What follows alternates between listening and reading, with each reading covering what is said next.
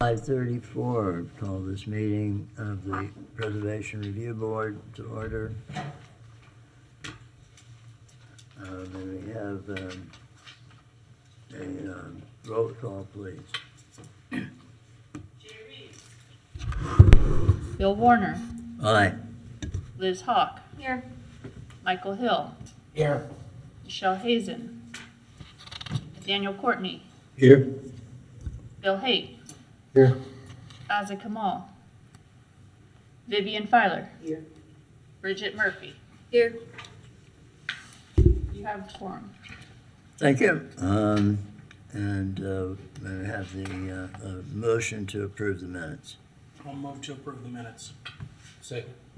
All in favor? Aye. Okay, approved. Public comment. Is there anyone here for a comment item that is not on the agenda? Please state your name. Good evening, Board Chair. Betsy Wade from the City of Gainesville, Parks, Recreation, and Cultural Affairs, the Wild Spaces and Public Places Program. So I just want to take a minute and give you an update. So we last came before you in December where you approved a hybrid option for the Thelma A. Bolton Center. And since that time, we've been busy at work working with Wanamaker Jensen Architects, getting some detailed cost estimates. And we're getting ready to bring that information to the City Commission. So we just got on the schedule for a General Policy Committee meeting on April 27th. Again, it just got scheduled within like 48 hours. So we'll be presenting at 1 p.m. Right now, it looks like this room is reserved for the GPC meeting. Sometimes it's in the basement, so I guess keep an eye out on the agendas to see if that changes. But right now, it looks like this room is being reserved. So we'll be presenting them with kind of just an update on the history since we have some new faces on the commission. And then we'll be diving into the detailed cost estimates of 4 options. So we'll be presenting the hybrid option, the option that you recommended. We'll also have a detailed cost estimate on what it would take for new construction. We also evaluated a full restoration effort. So keeping the existing building, the footprint as it exists today. And then we also have a 4th option, just to provide the city commissioners with another choice perhaps, of what it would take to reopen the building without a full restoration. So, removing the roof, repairing the structural members that have failed, doing what we need to maybe shore up the walls that are getting pushed out. So it's kind of a minimalistic approach of what it would take to open the building, addressing public safety measures. So let me see. So I think that kind of outlines. Oh, and we also have been evaluating the different programming that could take place with each of those different 4 options. And so we're going to provide the City Commission with the cost estimates and what they get for that funding, pros and cons, your analysis that was very detailed, appreciate that, of the hybrid option, and then we'll kind of see what happens on the 27th. Okay. Do you have any questions? Questions of the board? Okay, thank you. Right. I have a question, Okay. Mr. Chair. Ms. Wade, question. The options that you have that are being presented to the commission, are those numbers for those estimates, are they available at the moment or are they still being worked out?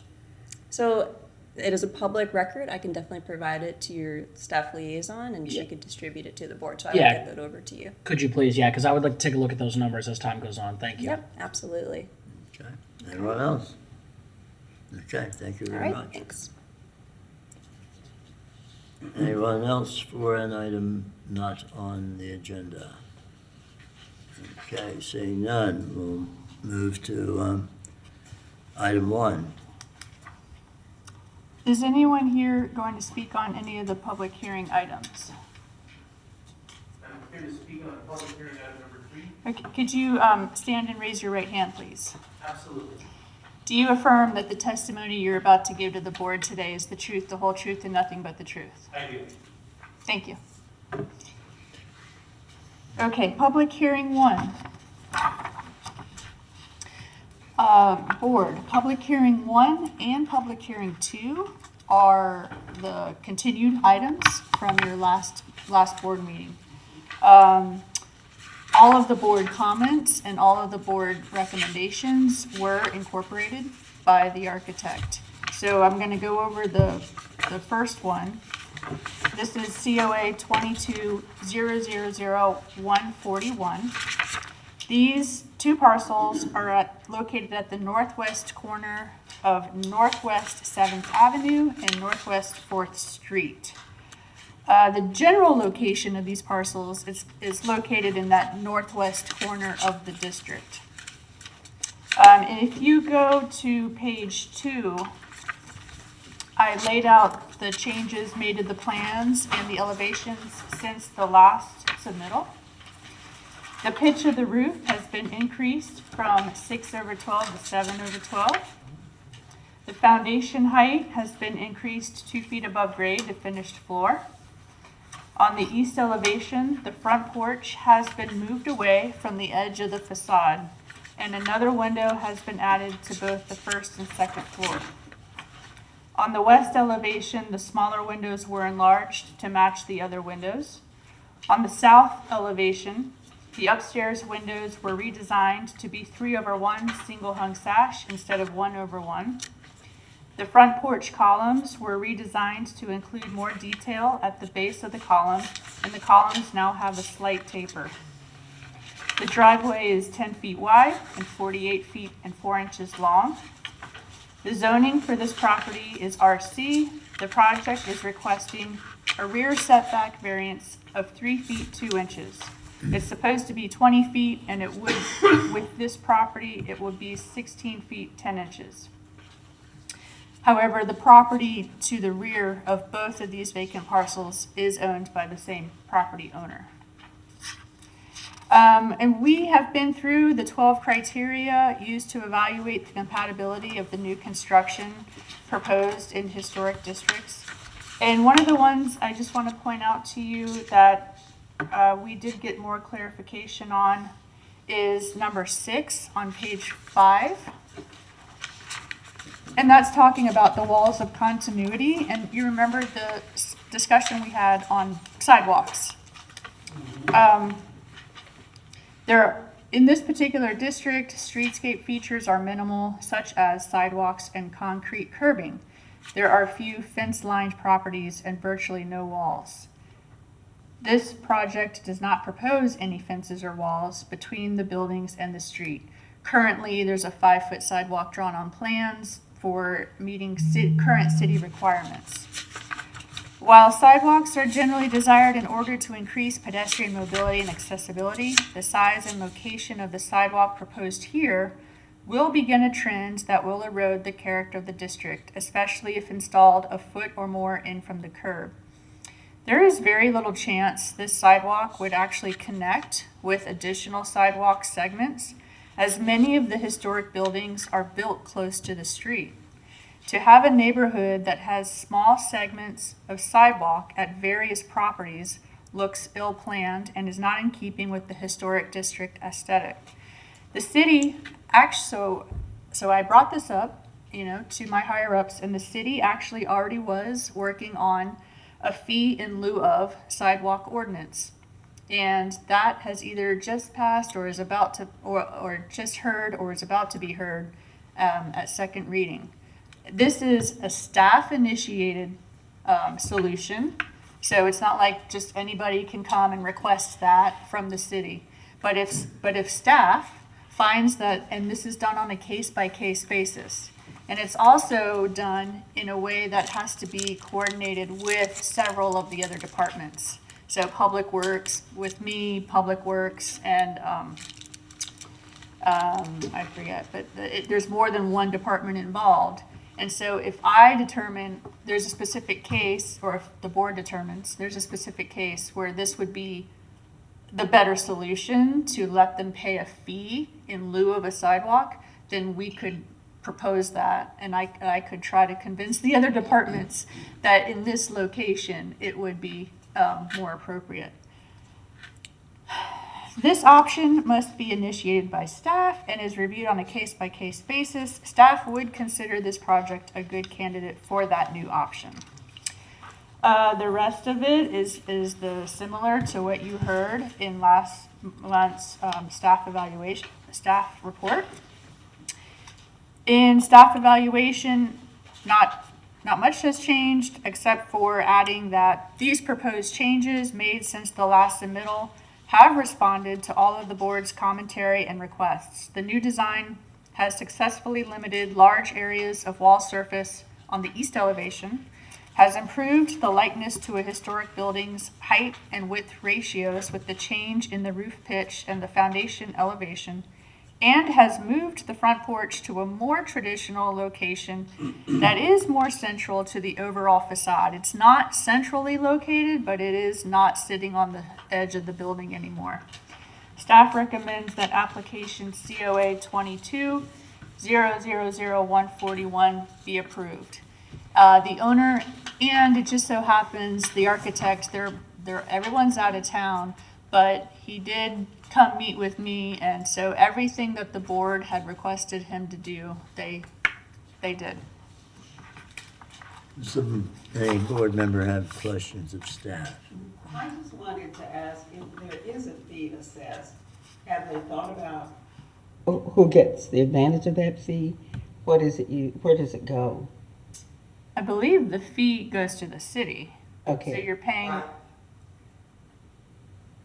He goes to his team, exactly. thank you. okay. So the fee goes to the city. Now, it hasn't, I don't think it's been finally approved. And so the city has a bucket that takes in those kind of fees and it uses them? Yeah, I don't know what it's Way? used for, though. Okay, all right. I was just thinking if it's going to be assessed on an area that is historic and that area was able to use those fees in such a way that benefited that area, that would, because it hasn't been assessed yet. And so I was just thinking that one might be Be even better. a better way to use the fees. Mhm. I can find out and report back at the next Yeah, meeting. yeah. And I don't expect it's going to be a large amount of money or anything like that, but if we're setting a precedent and they're saying this is a good option to begin that, I would say, I would like to know if there is that possibility. Okay. Thank you. I guess, quick question. So would the fee that we're talking about, would that be something that we would suggest in an amendment, or we can?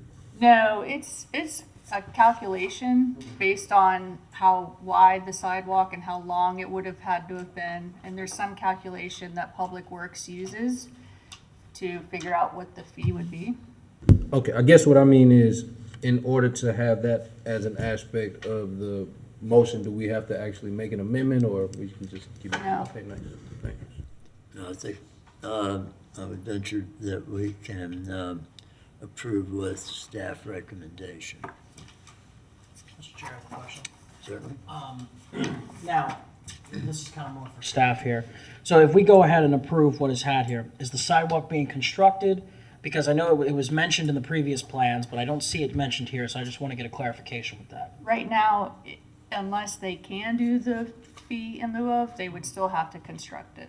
Okay, so right now, if we approve this project, the sidewalk is being built Because that's per city code. per city code, okay.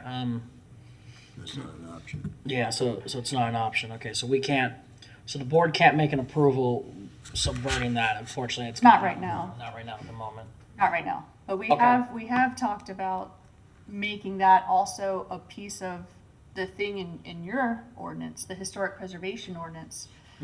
Already allows you to waive certain things, right? Setbacks, floor Yeah. area ratio, that kind of thing.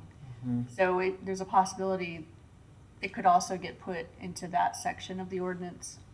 Yeah, because the streets in Pleasant Street are so tiny that like, it's not like cars are barreling through there at 30, 40 miles an hour and they're so tiny, you can just walk down the street and it's pretty pleasant right there at the moment. So yeah, I feel like a sidewalk might destroy it, but okay, good to know. Thank you.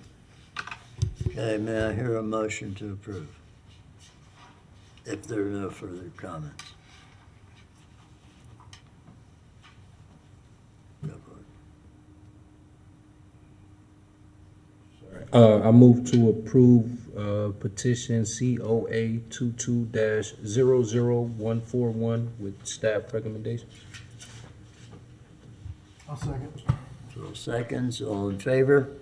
Aye. Aye. All right, Okay, item 2. public hearing 2. is COA 23-000-005. This is the parcel immediately west of the parcel you just voted on. Also on page 2, I outlined the changes that were made to the plans and elevations since the last submittal. And that also includes the change in the pitch of the roof. It's been increased from 612 to 712. The foundation height has also been increased 2 feet above grade. The front porch has been completely relocated from the west elevation to the south elevation so that it faces the street. On the west elevation, the pair of windows were redesigned so they were similar in width. The driveway is also going to be 10 feet wide and 48 feet 4 inches long. Now this is the one where the zoning is the same zoning, so it's supposed to be a 20-foot setback. But because in order to accommodate the front porch facing the street, which is a more important element for this board, that it faces the street, it is asking for a bit more of a variance. Not huge, but a bit more than the last property. So they're asking of a variance of 6 feet 2 inches from the 20 feet. The rest of, the sidewalk issue is the same. The rest of the 12 criteria is similar, and the staff evaluation remains the same. That these proposed changes made since that last submittal have responded to all of the board's commentary and requests, and staff recommends that COA 23-000-005 be approved. Are there questions of staff? I just want to make a quick comment. I know that obviously we've approved these plans or had this discussion before. To me, I just want to put on record that it makes me question to what extent the original character of the neighborhood is changing. Just even looking at pictures, just thinking about my memories, more and more two-story buildings, homes are going up in the neighborhood, which means that I'm sure the prices will be driven up, which will create a situation again where the people who have historically lived in that neighborhood and I guess what looks like a movement or what had looked like a movement to sort of be able to bring people from those communities back into the community. I'm not for sure if this particular sort of design would lend itself to that. So just want to state that on record and just have the community be aware of that. Thank you. Further comments or questions? May I hear a motion? I have a comment. Certainly. On your comment, I think about that a lot on this board, about how some of the things that we approve really do drive out former neighborhood residents because of tax increases. And I think my philosophy on that is when I see a vacant lot and new construction with an architect who tries to honor the neighborhood and respects things like the importance of a front porch to the character of a neighborhood and is willing to work with us, I have to look at the things I can control. And unfortunately, they don't put like I wish we could say, is this going to be a rental or is this going to be a home? And have more control over the culture and preserving the historic culture of the neighborhood. So it is always hard for me to vote for something that I know maybe someone who's historically lived in the neighborhood cannot afford today. But I also feel that if we continue to push the city to have programs like the Welcome Home program where they have grants for, former neighborhood residents to come back to their neighborhoods and maybe qualify for these homes, maybe we can start adding or pushing the city to add some economic portions to that. Like maybe they could have grants for lower income homeowners to come back to their neighborhoods. I can't control that through this board. I can only control what's in front of us. And I know that having a home in a lot is always better for a neighborhood in general than having a vacant space. And the hope is that we can continue to build the community with the homes that we're building. I know that my philosophy is that I do not want to tear anything down anymore. I want to save the homes we have. But this architect has been so willing to work with everything we've asked for that I feel like I have to support his work. Yeah, take it, we, Mr. Chair, I have a comment on that. Mr. Courtney, to your statement earlier, it's very interesting because with my studying of the Pleasant Street neighborhood and the neighborhood morphology is what we call it. A lot of your second-story buildings in Pleasant Street are from 4th Avenue south to 2nd Avenue where the neighborhood ends. So I do agree with you there that this two-story building on the north end on 7th Avenue is out of the picture because most of your houses on that end of the neighborhood are first story. So I 100% agree with you that. Now, to kind of jump a little bit off of what Ms. Hawk's comment was, unfortunately, we don't have a lot of power here because of a little legal phenomenon known as preemption. It plagues every local government in this state, and it just neuters the people's power to basically have any kind of autonomy or any kind of control over what their government does. So, we could very much deny this permit, and it could set the city up for a takings clause that we deprived the property owner of his ability to use his investment accordingly. So we just have to be mindful of that. Thank you. But I do agree with what you're saying. okay, I think this is gut-wrenching, really, and I certainly agree with Mr. Courtney because what we know we're doing is destroying historically black neighborhoods. That's what we're doing. That's baseline. That area did not have that many one-story. I know the neighborhood. I lived in the neighborhood and traveled it. So I don't know where we stand in terms of how we're able to not play in to the gentrification that's obviously going on. And I just, if the builders were thinking in terms of one story, that would have more association with what was there originally, because there weren't that many of those there. So I hear that our hands are probably tied. There's not a lot we can do, but I do think being aware of where we go from here and in the future is certainly a big part of who we are in terms of what we're speaking to. So thank you for airing And that. that was the only point, not to bring the architect or the Mhm. owner any Right. troubles or issues. just to Right. very good. reiterate. To add, Okay, one at a time, please. Mr. Chair, to add to her comment, Miami-Dade County, from what I've heard, actually has kind of taken it a step further and has the quasi-judicial planning board, which is what we are, and then below that it has what they call a village council. So that's made up of the neighbors in the neighborhood, and if there's a project coming through to that neighborhood, the village council kind of makes the recommendation as to, no, you need to deny this project or you need to recommend this project. So I believe that our local government has an ability to, I guess, how do I say, kind of like distribute the power that this board holds and bring it to the more low level. Because, in my opinion, and this is just my opinion, we possess a lot of power. I mean, we oversee land development in these historic neighborhoods, and so in my opinion, the neighbors on the ground need to make the choice. They can call us every day, but they never know. But some of us don't even live in that neighborhood. So I think it would be worth the city's investment just entirely to kind of look at that model in Miami. Thank you. And I agree. I thank you for saying that because I didn't realize it. But part of what I hope we can do more of is education to the neighbors, to what their powers are. I know that there are people in that area who are educated to the fact, but oftentimes the people who value and have lived and have factored in their whole lives around it don't know what their powers are. They don't know they can say no. They don't know they can call somebody up.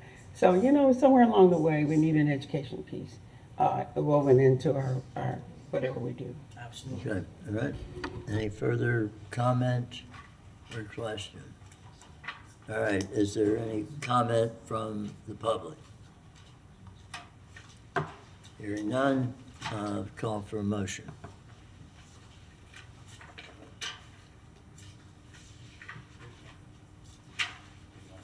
I move that we accept the recommendations from the staff with comments that have been made. That's a motion to approve. Okay. Second? Second. Okay. All in Who was favor? the Well, second? let's have a, I think we're unanimous here. All in favor? Aye. Okay. Item 3.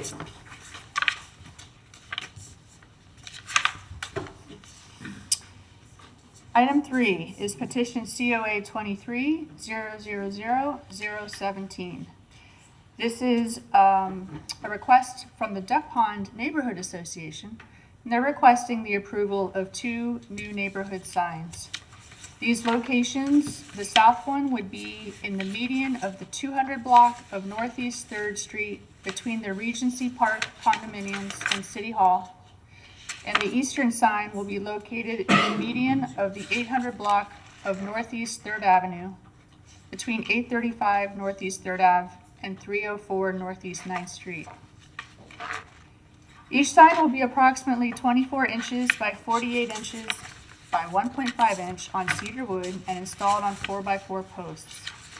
The signs are rectangular with maroon background and white lettering. A mock-up of the sign was provided to you. The color, lettering design, and size of the word Duck Pond mirror the existing design on a current sign that's located near the CVS. A photo of the existing sign has also been provided to you by the applicant. So our city design guidelines don't really talk about signage that much. We talk about we have design guidelines for auxiliary structures, and we have design guidelines for landscaping. So the only federal guideline that really even is applicable in this situation would still be Standard 9, which talks about like a new addition or related new construction. This is not really new construction. Obviously, neither of these signs will destroy any historic materials, and based on it will be compatible with massing size scale of the surrounding environment. Small landscape and auxiliary COAs are usually handled by staff, but because technically these signs are for the whole neighborhood, I felt it was more proper to allow the Historic Preservation Board to hear the item. As you can see in the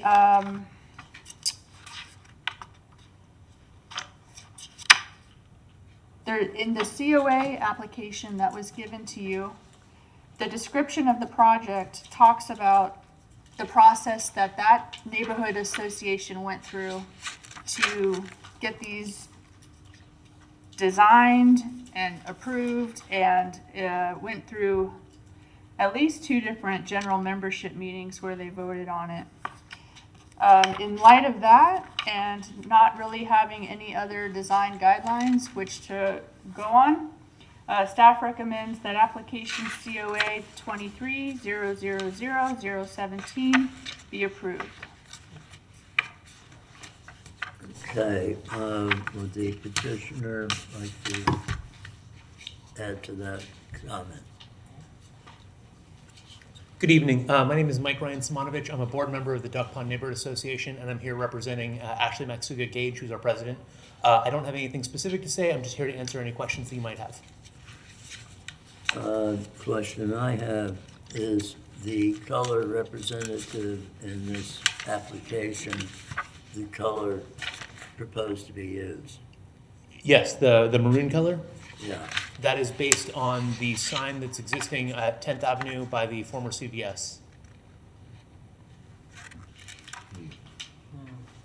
It looked very different. That may be a feature of the printout. I'm not sure. I know that the request that we made to the designer was to match that color. Okay, well, that's encouraging. And excuse me, both signs will be the same color. Yes. And it's approximately the same dimension as the existing sign? No, it's actually quite a bit smaller than the existing sign. Okay. The sign that's on 10th Avenue is, I have never put a tape measure on it, but I would guess that it's probably 8 feet wide and maybe 5 or 6 feet tall. This is a much smaller I'm just sign. talking about the display. No, I think I think that the signs that we're proposing are smaller. Again, I've not climbed up on that concrete and put a tape measure on it, but I think that the actual text is quite a bit bigger than what we're proposing for our new signs. Okay, the question I'm attempting to ask here is, what you're proposing approximately this size, I believe that what we're proposing is smaller than that. smaller than that? The one they're proposing is 24 by 48 by 1.5. Yeah. Is that, no, that's not that different Is that for than this one or what's this there. No. That's what I think it's on going to the median, invoice, too. It says what the signs they're putting out are 24 by 48 by 1.5. I don't know how big That, the original sign. But is that for this one? Because, that's These are not, for these. These are, well, it's two signs. well, yes, the two okay, signs will, these two signs will be 24 by 48 by 1.5 inches. okay. The shape that you see before you on the second page here is It's not a 2 by 4 proportion. So the sign would end up having a just different proportion than you see what's on on the this paper? 8.5 by 11 sheet. I was just reading what was on the invoice. Yeah, no, and what Michael's saying is consistent with that. So, and in my estimation, essentially 24 by 48 is not significantly different than the signage currently in place at 10th Avenue. And I'm familiar with the Ninth Street location, and it would be appropriate and proportionally fine for that entry, not that different from what is there now. So the only question at hand then is to go to the text. I'm not quite sure how they're gonna proportion all of that out without an awful lot of red on each side, but I'm sure Melanie would be on it. Mr. Chair, I have some questions. Certainly. So it's for the applicant here. So I know where this display is, and my question that I'm having here, and this is just kind of, I'm a little confused here about this. It says here on your invoice that you've got the 1,000 for labor, then you have the sign production, then you have 4x4 posts, post caps concrete, and 2x8 cedar. So my question to you is this. Is this initial design, like the No, whole, that's 10th Avenue, where the posts have to do with the 10th Avenue, or the 4th Avenue, 10th, the 9th Street location. okay, yeah. We 'Cause don't it's- have a Third depiction Avenue. of that. Okay, because what I'm concerned about is that it sounds like that they're taking out this whole No, sign. no. Putting in something No, new. no. Okay, because if that was the case, then No. At present, there's that sign at 10th Avenue and Main Street. There used to be a sign at 3rd Avenue and 9th Street that was Okay. made out of some sort of a styrofoam type Yeah, material. yeah. It was a very convincing faux wood, but at some point someone hit it and it broke. And that was when we discovered that it was not actually made of wood, because we discovered it was unrepairable. One of these signs is a proposed replacement for that sign. And then while we were doing that, we wanted to add an additional sign at the south end of the neighborhood. okay. Correct. And so that's why we're trying to design signs that are comparable to the existing one on 10th Avenue, so that there's a consistent look and feel across all the signage. Okay. Does everyone have a reasonable understanding of what's been said? Yeah, because I was a little concerned when I looked at that invoice. Okay, further comment from the public? Well, I just want to commend the effort. I think it would do a lot for the Duck Pond area, and I want to reward you for that idea. Thank you. Okay, thank you. Any members of the public?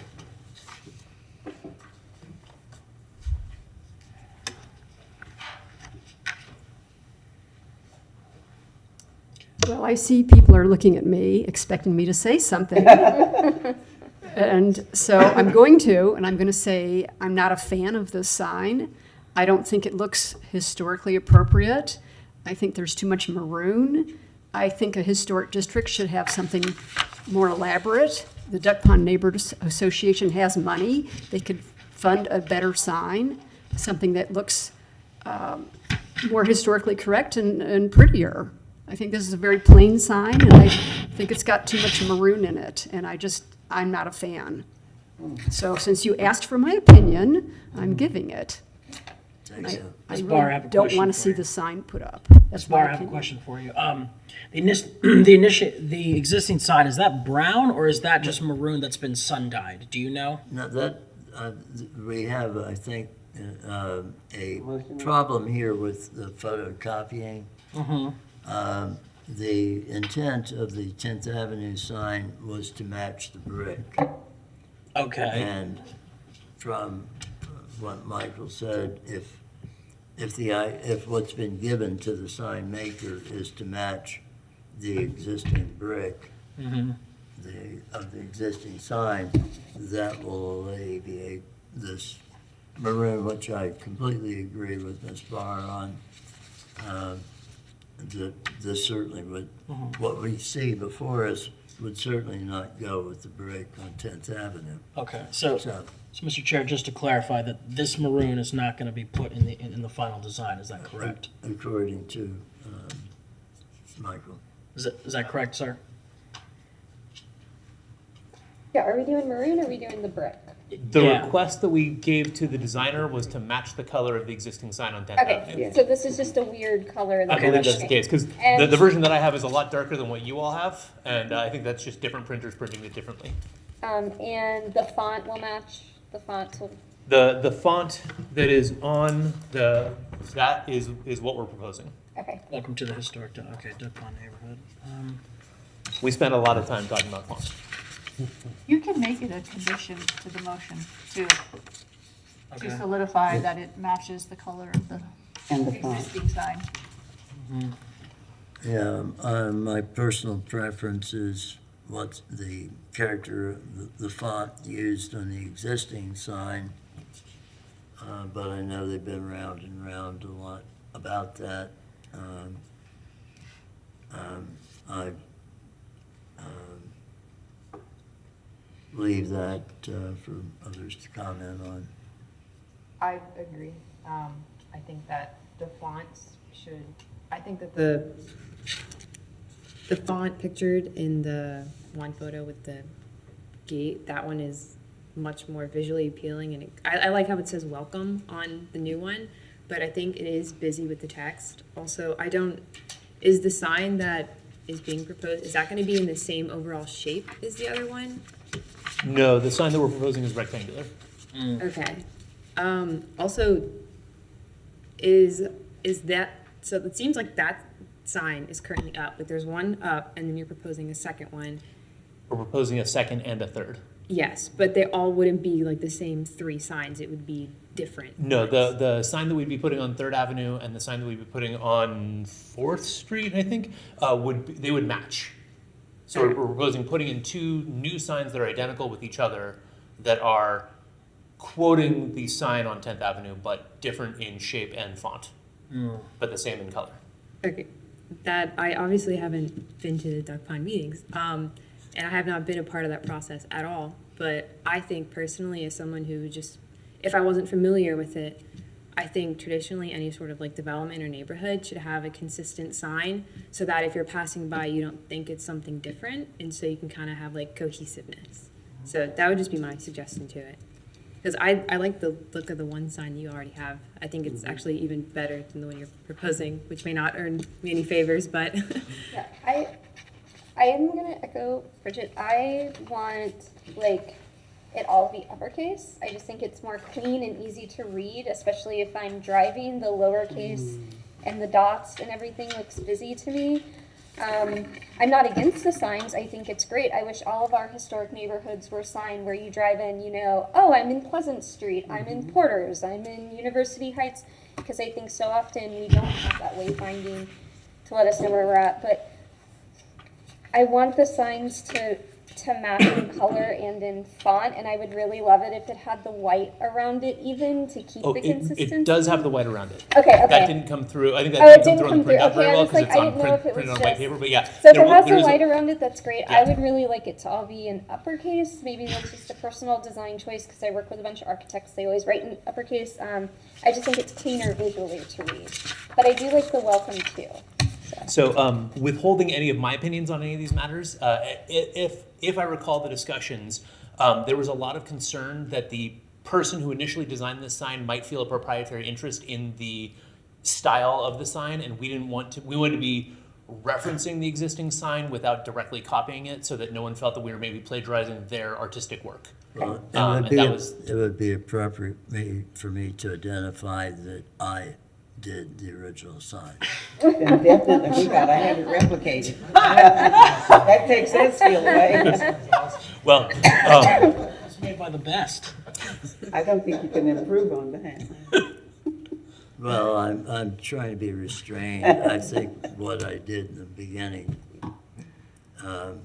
would be more appropriate, but I'm not gonna get into what all the board went through. in that case, Mr. Werner, would you be able to identify exactly what font you used on that design? No. Yes, Yes. it is Optima. Optima? Thank you. Oh my goodness. But I really like this, you made all this discussion after, because I do think consistency is important. Sign, font, shape, whatever, borders, all of that, I think, ties it together as one neighborhood. So I move that we approve petition COA 23-000017 to include the Optima font if possible, but if not, to continue with staff recommendations.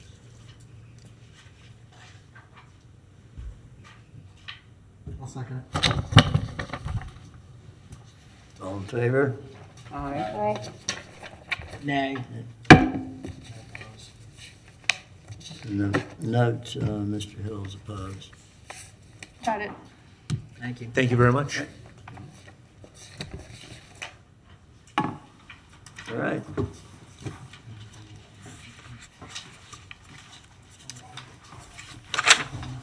Can I? Board actually- business. Okay, never mind. I was gonna clarify the motion, but, because you said, you said the font, Yeah, I included the font if possible. But- didn't, just because I don't know if it's still. but is that No, including the they can do it. Okay. all uppercase or no? I didn't specify that. It was just the. Okay, I guess it could have. okay. All right, good shape. Board business. Any board business? Okay. All right, next is member comments, Mr. Hill, and then Ms. Hawk.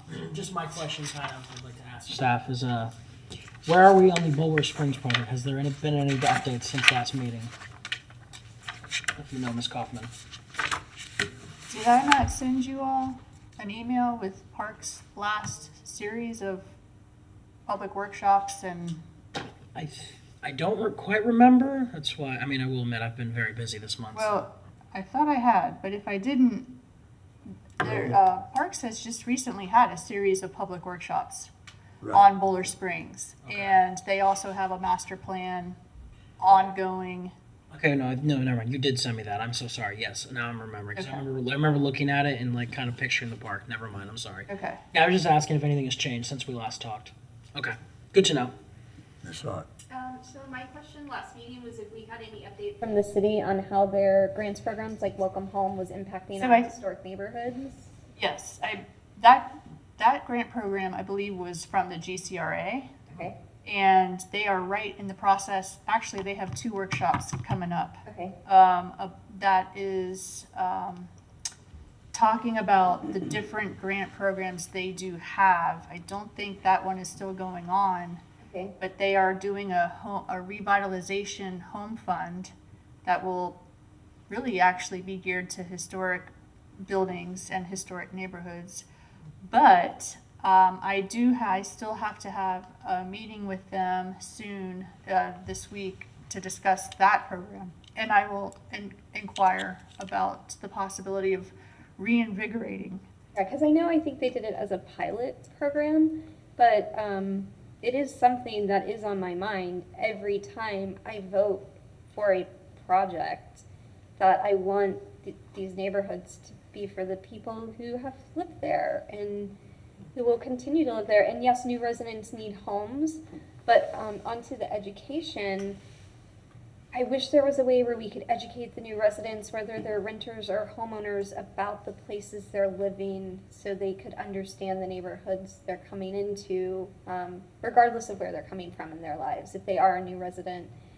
Because I do feel like we're losing a lot of the culture of our neighborhoods that made them the special places they were, and I don't know how to stop that as a board member, right? Like, but it is something that we constantly have to balance. I just know I've watched a lot of people in these neighborhoods literally rebuild homes board by board, and I've decided that like it's going to take a lot for me to tear anything down. It's the new construction that I really struggle with. When it's like, who can afford this maybe $300,000 home we're building realistically? I couldn't afford it, and I have a great job. You know, like, who are we building homes for? So that's just kind of something I personally, ethically struggle with as a board member. I think it'd be nice to actually have someone from the GCRA come to your next board meeting and just do a quick update like you have parks do. Yeah. Because quite a few of their programs actually kind of go hand in hand with what this board does, the Community Redevelopment Agency. Yeah, I think those are really great points too. I think something that I've noticed from the community as well is the comprehensive plan, the way the information around it is being presented to the people is almost as if it's something that is, the plan is in the works, right? I don't know if the community understand that this plan is being executed now, right? As opposed to something that is going to happen in the being future, developed. right? Like, so even that program, the people who would even begin to think about that program have already missed out on the opportunity, right? Because they were thinking this is something that is going to happen, not Yeah, and understanding now the it's being. program's closed, right? Exactly.